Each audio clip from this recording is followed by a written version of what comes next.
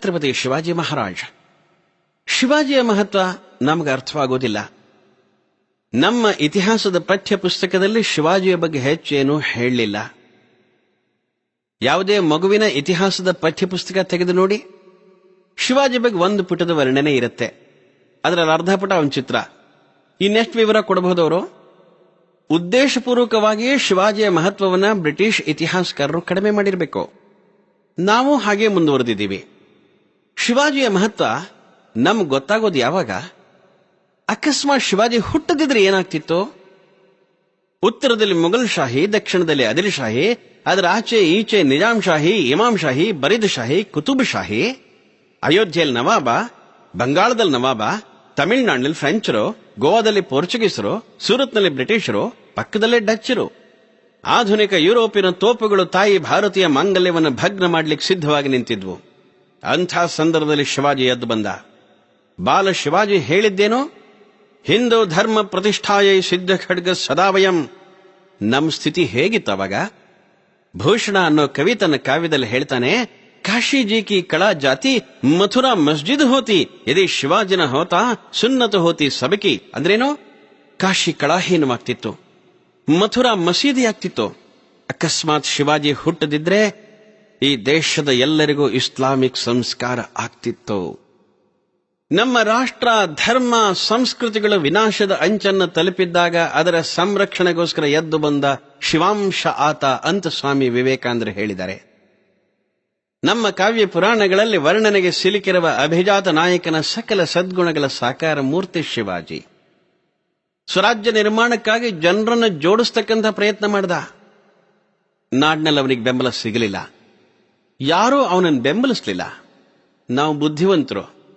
ಗೆಲುವು ಖಚಿತ ಆಗೋ ತನಕ ಯಾರನ್ನೂ ನಾವು ಬೆಂಬಲಿಸಲ್ಲ.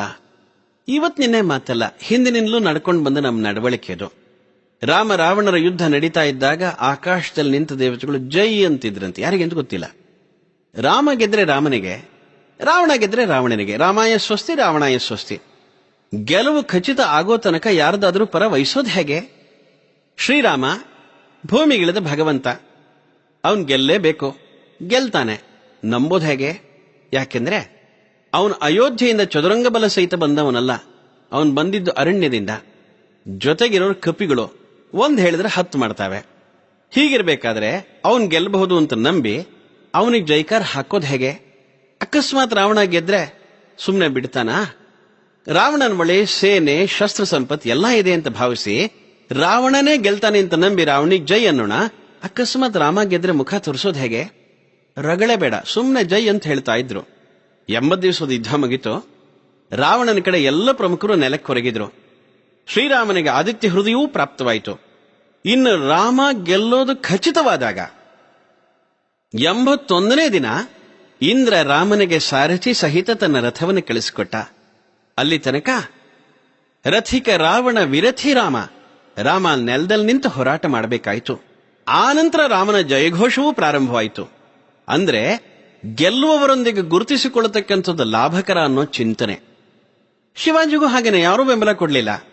ನಾಡಿನಲ್ಲಿ ಬೆಂಬಲ ಸಿಗದಿದ್ದಾಗ ಶಿವಾಜಿ ಧೃತಿಗೆ ಇಡಲಿಲ್ಲ. ಕಾಡಿಗೆ ಹೋದ, ಊರ್ ಹೊರಗೆ ಹೋದ, ಹಳ್ಳಿಗೆ ಹೋದ. ರೈತರ ಮಕ್ಕಳನ್ನ, ಮಾವಳಿ ಪೋರ್ರನ್ನ, ಉಡಲಿಕ್ಕೆ ಬಟ್ಟೆ ಇಲ್ಲ, ಹೊಟ್ಟೆಗೆ ಹಿಟ್ಟಿಲ್ಲ ಅಂಥ ಬಡ ರೈತಾಪಿ ಮಕ್ಕಳನ್ನ ಸಂಘಟನೆ ಮಾಡ್ದ. ಅವರಲ್ಲಿ ದೇಶಭಕ್ತಿ ತುಂಬೋದು ಹೇಗೆ? ಉಪದೇಶ ಮಾಡಲಿಲ್ಲ. ಆ ಎಳೆ ಮಕ್ಕಳಿಗೆ ಆಟ ಆಡಿಸ್ದ. ಮಕ್ಕಳನ್ನು 2 ಗುಂಪು ಮಾಡಿ, ಒಂದು ಗುಂಪಿಗೆ ಮೊಘಲರು, ಇನ್ನೊಂದು ಗುಂಪಿಗೆ ಮರಾಠರು ಅಂತ ಹೆಸರಿಟ್ಟ. ಯುದ್ಧದ ಆಟ ಆಡಿ ಅಂತ ಹೇಳ್ದ. ಮೊದಲೇ ಒಂದು ಕಂಡೀಷನ್, ಒಂದು ಕರಾರು, ಒಂದು ಷರತ್ತು. ಆಟ ಮುಗಿಯೋ ಹೊತ್ತಿಗೆ ಮೊಘಲರು ಅಂತ ಹೆಸರು ಇಟ್ಕೊಂಡಿರೋ ಮಕ್ಕಳು ಸೋತು ಸತ್ತು ಕೆಳಗೆ ಬಿದ್ದು ಬಿಡ್ಬೇಕು. ಕೇವಲ ನಾಟಕ. ಆದ್ರೆ ಈ ನಾಟಕ ಆಡ್ತಾ ಆಡ್ತಾ ಮಕ್ಕಳಿಗನ್ನಿಸ್ತು, ಮೊಘಲರು ಅಂದ್ರೆ ಸೋಲೋರು, ಮರಾಠರು ಅಂದ್ರೆ ಗೆಲ್ಲೋರು. ಮಂತ್ರ ಛೋಟ, ತಂತ್ರ ಸೋಫೆ, ಫರಿ ಯಶಸ್ವಿ ಠರಲೇತೆ ಅಂತ ಒಂದು ಮರಾಠಿ ಹಾಡಿದೆ. ಚಿಕ್ಕ ಮಂತ್ರ, ಸುಲಭ ತಂತ್ರ, ಹೇಗೆ ಯಶಸ್ವಿ ಆಯ್ತು ನೋಡಿ ಅಂತ ಅದರ ಅರ್ಥ. ಈ ತಂತ್ರ ಬಳಸಿ ಎಂಥ ವ್ಯಕ್ತಿತ್ವ ನಿರ್ಮಾಣ ಮಾಡ್ತಾನೆ ಶಿವಾಜಿ. ತಾನಾಜಿ ಮಾಲ್ಸುರೆ, ನೇತಾಜಿ ಫಾಲ್ಕರ್, ಮಾಮ ಬಲೇಕರ್, ಏಸಾಜಿ, ಕಂಕಾಜಿ, ಒಬ್ಬೊಬ್ಬರು ನರಸಿಂಹಗಳು, ನರವ್ಯಾಘ್ರಗಳು. ಹೋರಾಟದ ಕ್ಷಣ ಬಂದಾಗ ಹಿಂಜರಿಲಿಲ್ಲ, ಬಲಿದಾನಕ್ಕೆ ಮುಂದೆ ಬರ್ತಾರೆ. ನೆನಪು ಮಾಡ್ಕೊಳ್ಳಿ, ಒಂದಿನ ಜೀಜಾಮಾತೆ ಹೇಳ್ತಾಳೆ, ಆ ಕೊಂಡಾಣ ಕೋಟೆ ಕಡೆ ಕೈ ತೋರಿಸ್ತಾ ಆ ಕೋಟೆ ಮೇಲೆ ನಮ್ ಝಂಡ ಹಾರಬೇಕು, ನಮ್ ಧ್ವಜ ಹಾರಬೇಕು. ಜೀಜಾಮಾತೆಯ ಇಚ್ಛೆ ಅಂದ್ರೆ ನಮ್ಗೆ ಆದೇಶ ಅಲ್ವಾ? ಆದ್ರೆ ಆ ದುರ್ಗಮ ಬೆಟ್ಟ ಗೆಲ್ಲುವ ಸಾಮರ್ಥ್ಯ ಶಿವಾಜಿ ಪಾಳಯದಲ್ಲಿ ಇದ್ದದ್ದು ತಾನಾಜಿಗೆ ಮಾತ್ರ. ಅವನನ್ನು ಕರೆಸೋಣ ಅಂದ್ರೆ ಅವನ ಮಗನ ಮದುವೆ, ತಾನಾಜಿಯ 13 ವರ್ಷದ ಮಗ ರಾಯಬಾನ್ ಮದುವೆ. ಮನೇಲಿ ಮದುವೆ ಇರುವಾಗ ಯಾರಾದ್ರೂ ಯುದ್ಧಕ್ಕೆ ಹೋಗಿ ಅಂದ್ರೆ ಹೊರಡಕ್ಕಾಗತ್ತಾ? ಆದ್ರೆ ತಾನಾಜಿಗೆ ರಾಜಮಾತೆ ಜೀಜಾಮಾತೆ ಇಚ್ಛೆ ಏನು ಅಂತ ಅರ್ಥವಾಯ್ತು. ತಕ್ಷಣ ಹೊರಟು ಬಂದ. ಜೀಜಾಮಾತೆಗೆ ಹೇಳ್ತಾನೆ, ತಾಯಿ, ನಿಮ್ಮ ಆಸೆ ನನಗೆ ಆಜ್ಞೆ. ಜೀಜಾಮಾತೆ ಹೇಳ್ತಾಳೆ, ಮಗು ತಾನಾ, ನಿನ್ನ ಮಗನ ಮದುವೆ ನಿಶ್ಚಯ ಆಗಿದೆಯಲ್ಲಪ್ಪ, ಮದುವೆ ಮುಗಿದ್ಮೇಲೆ ಹೋಗೋ. ಆಗ ತಾನ ಹೇಳ್ತಾನೆ, ಅಮ್ಮ, ಮೊದಲು ಕೊಂಡಾಣದ ಮದುವೆ, ನಂತರ ನನ್ನ ಮಗನ ಮದುವೆ. ನನ್ನ ಮಗನ ಮದುವೆಗೇನಂತೆ? ನಾನಿಲ್ದಿದ್ರೆ ಶಿವಾಜಿ ಇದ್ದಾನೆ. ಶಿವಾಜಿ ರಾಜ, ಅವನು ನನ್ನ ಹಾಗೆ ನನ್ನ ಮಗುಗ್ ತಂದೆ ಅಲ್ವಾ? ನನ್ನ ಮಗನ ಮದುವೆ ಶಿವಾಜಿ ಮಾಡ್ಲಿ, ಕೊಂಡಾಣದ ಮದುವೆ ನಾನ್ ಮಾಡ್ತೀನಿ. ಹೊರಟೇ ಬಿಟ್ಟ ಕೊಂಡಾಣಕ್ಕೆ. ಕೊಂಡಾಣ ಕೋಟೆಯನ್ನ ಶಿವಾಜಿ ಸೈನಿಕರು ಗೆದ್ರು. ಆದ್ರೆ ಗೆಲ್ಲೋಕ್ ಸ್ವಲ್ಪ ಮುಂಚೆ ತಾನಾಜಿಯ ಬಲಿದಾನ ಆಯಿತು. ಶಿವಾಜಿಗೆ ಸುದ್ದಿ ತಲುಪಿಸಿದ್ರು, ಕೊಂಡಾಣ ಗೆದ್ದಿದ್ದಾರೆ, ತಾನಾನ್ ಬಲಿದಾನ ಆಯಿತು. ಆಗ ಶಿವಾಜಿ ಕಣ್ಣಂಚಲ್ ನೀರು ಬಂತು. ಅವನ್ ಬಾಯಲ್ಲಿ ಬಂದ ಮಾತೇನು? ಗಡ್ ಆಲ ಪಣ್ ಸಿಂಹ ಗೇಲ.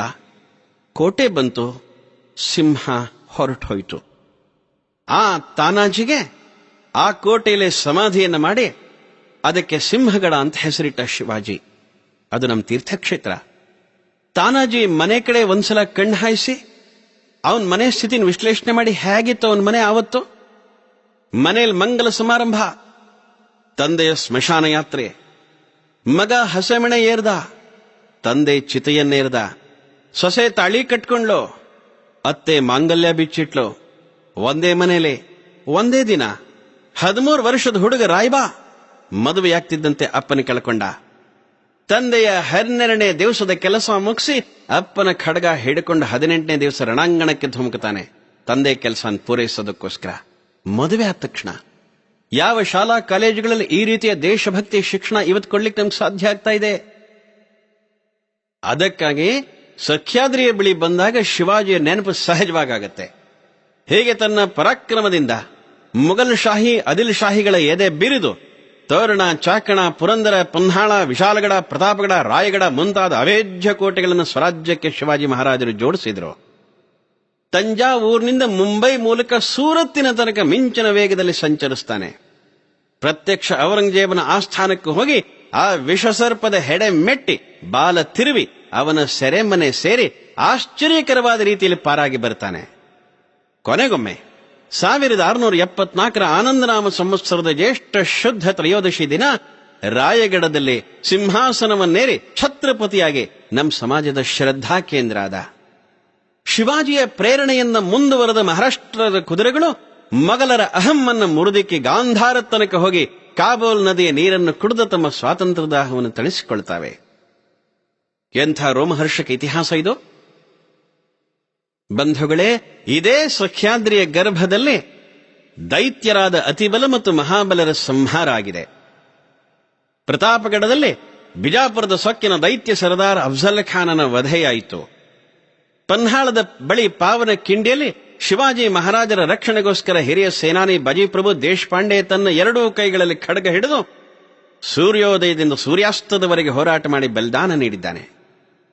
ನಮ್ಮ ಧರ್ಮ ಸಂಸ್ಕೃತಿಗಳ ರಕ್ಷಣೆಗಾಗಿ ತನ್ನ ಪರಿವಾರವನ್ನು ಬಲಿಗೊಟ್ಟು ಗುರುಗೋವಿಂದ ಸಿಂಹ ತಮ್ಮ ನಂತರದ ಹೋರಾಟಕ್ಕೆ ಬಂದ ಬೈರಾಗಿಗೆ ಪ್ರೇರಣೆ ನೀಡಿದ್ದು ಇದೇ ಸಹ್ಯಾದ್ರಿ ಗರ್ಭದ ಗೋದಾವರಿ ತಟದ ನಾಂದೇಡ್ನಲ್ಲಿ.